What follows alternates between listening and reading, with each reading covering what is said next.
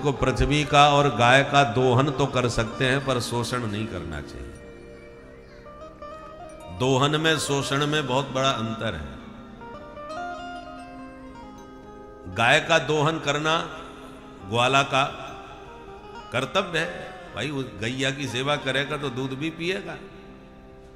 परंतु गाय के 4 थन होते हैं, 2 पर तुम्हारा अधिकार है और 2 पर उसके बछड़े का भी अधिकार है।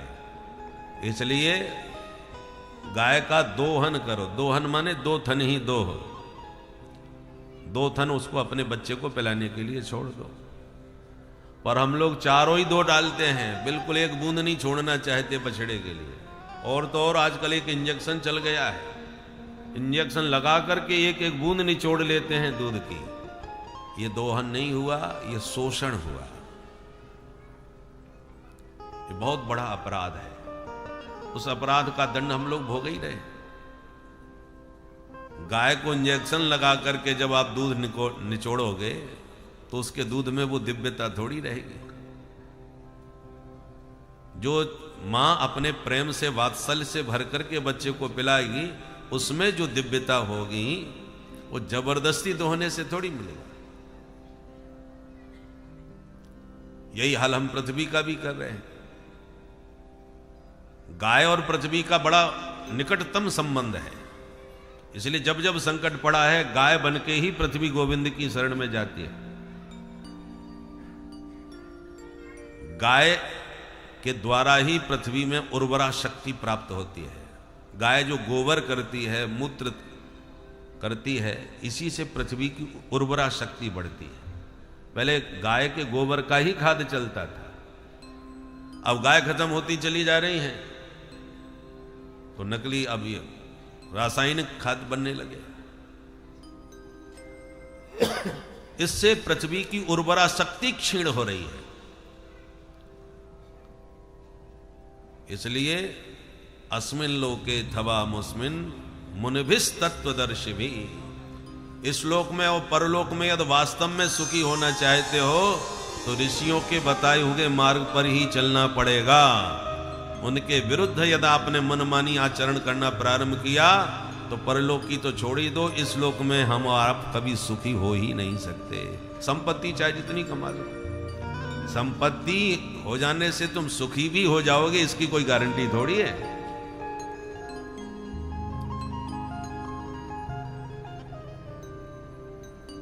इसलिए ऋषियों के पास बहुत संपत्ति नहीं होती थी, जंगलों में झोंपड़ी में रहते थे, पर परमानंद में पूर्ण रहते थे, मस्त रहते थे, क्योंकि उनके जीवन का एक ढंग था जीने का।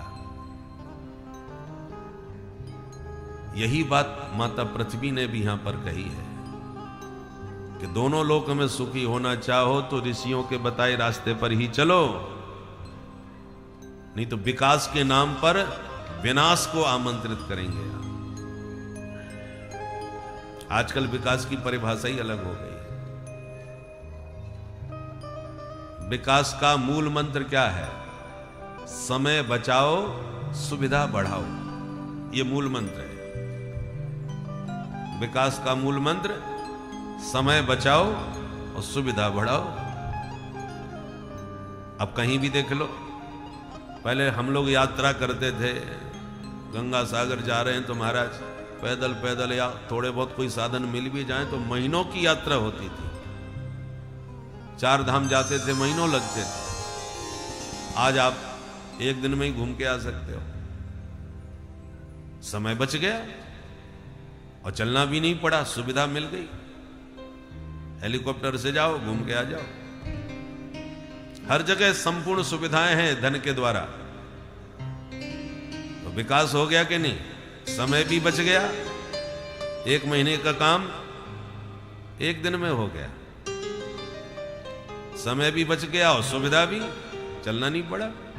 माताएं पहले चकिया चलाती थी, रात भर पीसती थी, तब जाकर के आटा तैयार होता था। तो जो रात भर में पीस करके माताएं आटा तैयार करती हैं, वो 10 मिनट में मशीन से पीस के आ जाता है।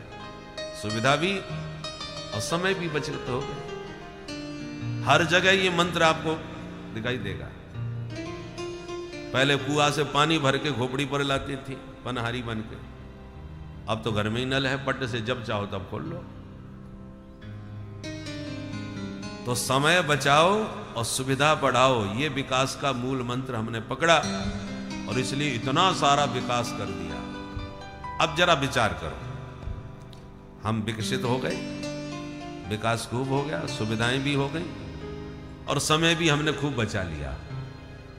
अब जब सुविधा मिल गई और समय हमने ढेर सारा बचा लिया, न तो पानी भरने जाना पड़ रहा है, न चकिया चलाना पड़ रहा है, न चलना फिरना पड़ रहा है, मोटरसाइकिल कार सब हमारे पास, तो हमारे पास ज्यादा समय होना चाहिए कि नहीं?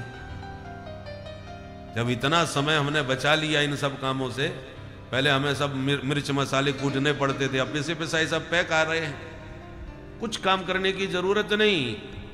यहां तक की स्थिति यह है कि अब रोटी बनने की भी मशीन आ गई है, आटा डालो रोटी बन के तैयार आई, कोई काम की जरूरत नहीं, हर चीज का, सब्जी काटने की मशीन, चटनी बनाने की मशीन है, और दही मंथन की मशीन, सब काम मशीन से हो रहा है, व्यक्ति को कुछ करने की जरूरत नहीं। तो सब समय हमने जो इतना सब इस कामों में लगाते थे, वो सबसे हमने समय बचाया कि नहीं? तो आज हमारे पास ढेर समय होना चाहिए कि नहीं? परंतु स्थिति क्या है? उल्टी है। पहले जितना लोगों के पास समय हुआ करता था, घर में खूब गप्पे लगाते थे, अट्टहास करके लोग खिलखिला के हंसते थे, अब हंसी भी गायब हो गई। और किसी से भी कहो कि भैया आओ तो एक दिन कथा सुनने के लिए, तो जवाब मिलता है तुम्हें भागवत की पड़ी है, हमें मरने की फुर्सत नहीं है भैया, एक मिनट का समय नहीं, हमको बहुत बिजी है। कितना बड़ा आश्चर्य है, आप इतने विकसित हो गए और इतना समय आपने बचा लिया, पर वो बचा हुआ समय कहां चला रहा है? आपके पास तो पर्याप्त समय होना चाहिए अब, पर कहां जा रहा है पता नहीं। किसी के पास फुर्सत नहीं समय की, घर में किसी से बात करने की फुर्सत नहीं। एक छत के नीचे बैठने वाले लोग भी ठीक से आपस में बैठ नहीं पाते, मिल नहीं पाते, एक साथ बैठ के भोजन करना कठिन हो रहा है। इतनी व्यस्तता बढ़ गई, समय कहां जा रहा है भाई? विकसित हो गए, समय भी बच गया, तो अब हमको अपना खाना पीना, अपने ऊपर तो समय कम से कम लगा, वो भी नहीं रहा, खाने की भी फुर्सत नहीं है। ये महाअसुर जो मोबाइल आ गया ना, सबका समय यही खा गया। बच्चों का भी, बच्चे कम से कम खेलते कूदते थे, कबड्डी खेलते थे, खो खो खेलते थे, इन खेलों में उनका शरीर हष्ट पुष्ट रहता था, क्योंकि व्यायाम होता था खेलने में। अब व्यायाम खेल का तो खत्म हो गया, कंप्यूटर के खेल चल गए महाराज, बैठे बैठे कार्टून चलाते रहो, आंखें फोड़ते रहो, बुद्धि की भली कसरत करते रहो, वहां की शारीरिक व्यायाम तो खत्म हो गया। परिणाम क्या हुआ? जितनी शक्ति हमारे पूर्वजों में थी, दिनों दिन घटती जा रही है। महाराणा प्रताप जो जिस भाले को एक हाथ से फेंक करके चला देते थे, हम लोग दो चार मिल के उसे उठा नहीं पाएंगे आज। तो ह्रास हुआ कि विकास हुआ? शारीरिक कितना क्षरण हो गया। ऋषि मुनियों ने जंगल में रह के, झोपड़ी में रह करके जो धर्म शास्त्र हमारे लिख दिए, वेदादि शास्त्र, आज हम उनको पढ़ नहीं पा रहे। उनके पास समय नहीं था, तब भी उन्होंने इतने लिख लिए। आज हमारे पास खूब विकास हो गया, समय बच गया, फिर भी हम उसे पढ़ नहीं पा रहे। बुद्धि का भी ह्रास हो गया, शरीर का भी ह्रास हो गया। ये विकास हुआ कि ह्रास हुआ? इसलिए पृथ्वी माता ने कहा है, जीवन में सुख और शांति पाना चाहते हो, स्वस्थ जीवन लोक और परलोक में जीना चाहते हो, तो ऋषियों के बताए मार्ग पर ही चल करके संभव है। मनमुखी ढंग से चल के परलोक की तो छोड़ लो, इस लोक में भी आप सुखपूर्वक नहीं रह सकते। पहले लोग 90 और 100 वर्ष की उम्र तक स्वस्थ जीवन जी लेते थे। आज बचपन से ही कितनी बीमारियां उत्पन्न होने लग गई। खाना पीना सब प्रदूषित हो गया। सब्जियों में तो इंजेक्शन लग रहा है, गायों में इंजेक्शन लग रहा है, पेड़ पौधों में इंजेक्शन लग रहा है, हर चीज नकली हो गई। इसलिए आज हमारा सब आनंद नकली हो गया। लोग हंसते नहीं हैं, हंसी का नाटक करते हैं। महानगरों में चले जाओ, आप पहुंचोगे तो मूड तो खराब हो जाएगा, ये कहां से आ धमका, परंतु बुरा ना मान जाए इसलिए थोड़ी सी बत्ती सी निकाल के दिखानी पड़ती है। अरे साहब खूब आया आप। नकली हंसी, हंसी भी नकली हो गई, मेरे असली हंसी नहीं रही। विकास का परिणाम देखना है, महानगरों में जाके देखो, ना शुद्ध हवा मिलेगी, ना शुद्ध पानी मिलेगा, आकाश भी आपको ठीक से नहीं मिलेगा। बड़े बड़े महल खड़े हुए हैं, बिल्डिंग खड़ी हैं, लोग फ्लैट में रह रहे हैं, न तो धूप मिल रही है, न हवा मिल रही है, न पानी। पानी को भी आरओ लगाना पड़ेगा, नहीं तो चाहे जहां पानी नहीं पी सकते आप, पानी प्रदूषित हो गया। पहले लोग नदी झरनों के पानी आराम से पीते थे, हम लोगों ने पिया है। आज किसी भी नदी का पानी पीने में सोचना पड़ेगा कब कौन सी बीमारी पेट में चली जाए। सब जल प्रदूषित हो गया, हवा प्रदूषित हो गई। दिल्ली में आप घूमने जाओ, शाम को यदि आओगे तो महाराज शकल बदल जाएगी। इतना हवा में प्रदूषण हो गया है कि चेहरा काला पड़ जाएगा। यही विकास का अर्थ होता है क्या? सारी प्रकृति को प्रदूषित कर डाला हमने, पहाड़ों को खोद डाला, जंगलों को काट डाला, हवा पानी को प्रदूषित कर दिया। स्थिति ये हो गई कि